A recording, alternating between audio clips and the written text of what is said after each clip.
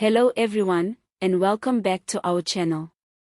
Today, we are diving into one of the most intriguing political developments in post-election South Africa, Jacob Zuma's controversial remarks at a recent MK Party rally and what they reveal about his long game for the ANC. A video has surfaced, going viral across South African social media platforms, in which the former president makes a bold, provocative claim that the uMkhonto weSizwe party, under his leadership, is not merely a new political force, but a vehicle to reclaim and restore the ANC itself. Now let's break this down. The video in question, reportedly filmed beneath a green canopy and surrounded by enthusiastic MK Party supporters, captures Zuma speaking with his usual confidence and charisma. He articulates a vision of political revival, one where the ANC, a liberation movement he once led, is brought back to its original path. According to Zuma, the ANC has lost its way, drifting from the values and principles that once defined it. But here's the twist: instead of fighting to destroy the ANC, Zuma claims he wants to save it from itself. And to do this, he intends to use the MK Party as a reformist vehicle to ultimately reclaim control of the ANC. Yes, you heard that right. This isn't about creating a rival party to replace the ANC, it's about positioning MK as the righteous custodian of the ANC's soul. Zuma's words have sparked widespread debate. Some analysts see this as a strategic masterstroke, an attempt to pressure the ANC from the outside while still maintaining a symbolic connection to its roots. It's as if Zuma is saying, the ANC belongs to us, not the people currently leading it. In this way, MK isn't positioned as a traditional opposition, but more like a revolutionary correction, an intervention to restore what has been lost. But there's a problem here, actually, several. First, the timing.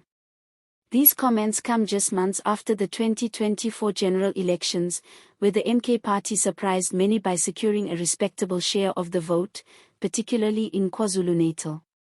This success gave MK immediate credibility. But rather than solidifying itself as a bold, independent movement with its own manifesto and identity, it now appears MK is leaning heavily on the legacy of the ANC. This raises a critical question: is MK truly a new force for change, or is it just a proxy to rebrand and reoccupy the ANC? Second, there's the issue of identity. If the MK Party exists primarily to influence or take over the ANC, what does that mean for its own political program? Where are its clear policy goals, its legislative vision, its independent moral stance? Critics argue that by continuing to tether MK to the ANC, Zuma risks confusing voters and diluting MK's political credibility. How can MK claim to be both an opposition and a savior of the ruling party?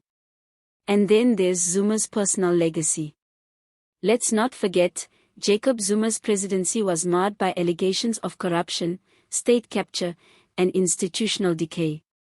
His time in office saw the weakening of key democratic institutions and a spiraling public trust deficit.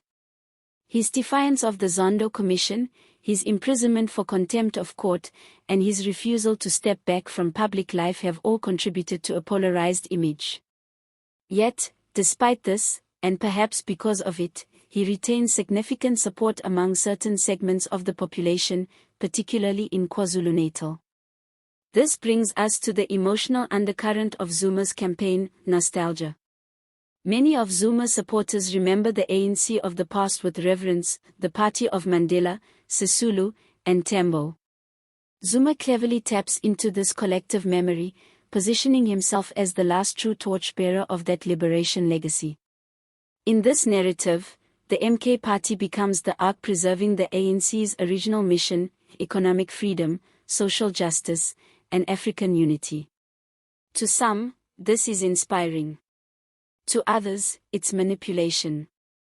And while Zuma's call to rescue the ANC might resonate with those disillusioned by the current leadership, it also raises profound concerns about democratic stability.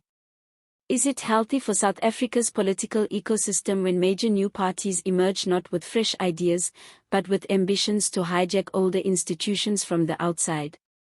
Furthermore, the lack of clarity in Zuma's statements is troubling. The viral video gives us a speech full of symbolism and sentiment, but very little policy. There's no roadmap. No legislative priorities. No economic vision. Just rhetoric. That may work in a rally, but in a democracy, citizens expect more than nostalgia and slogans, they demand substance. And let's be honest, Zuma's strategy also reeks of opportunism. He led the ANC, then left in disgrace, then returned with a new party, and now says he wants to save the ANC again. That's not political vision, it's political whiplash. This back and forth raises the uncomfortable question, is this about national redemption or personal power? Still, we can't ignore the real political implications of what he's saying. If MK begins to draw more ANC voters into its ranks, especially in regions like KwaZulu-Natal or the Eastern Cape, it could fracture the ANC even further. If Zuma succeeds in capturing a significant ANC line base under the MK banner, he could emerge as a powerful kingmaker, or disruptor, in the months ahead, especially in coalition talks. But don't forget, MK is still young. It has no national infrastructure to match the ANC's, no broad-based representation across all 9 provinces, and no track record in governing. So while Zuma's rhetoric might stir emotions, translating that into electoral or institutional power is another matter altogether. It's also worth noting that this is not the first time a former ANC member has tried to reclaim or reform the party from the outside. Think back to COPE, which emerged in 2008 following the ousting of Thabo Mbeki, or the EFF under Julius Malema in 2013. Both movements began as reactions to internal ANC crises. Yet both, in different ways, have struggled with questions of identity, purpose, and long-term viability. Will MK be any different? Zuma's latest speech may be seen as a signal to ANC loyalists who are fed up with current leadership but not quite ready to abandon the ANC entirely. In that way, MK functions as a transitional space, a political halfway house. But without clear policies, internal democracy, or accountability structures, it risks becoming little more than a personality cult. In the end, we must ask, what does South Africa really need right now? Is it a resurrection of the ANC's golden age? Or is it time for fresh, forward-looking leadership that can tackle the crises of unemployment, corruption, energy shortages, and inequality with bold new ideas? Zuma's call to reclaim the ANC might be romantic for some, but it could also be a dangerous detour from building a truly new political culture. As always, we'd love to hear your thoughts. Is Jacob Zuma trying to save the ANC, or simply trying to save himself? Can the MK party carve out a genuine identity beyond Zuma's legacy, or will it forever remain in the ANC's shadow? Let us know in the comments.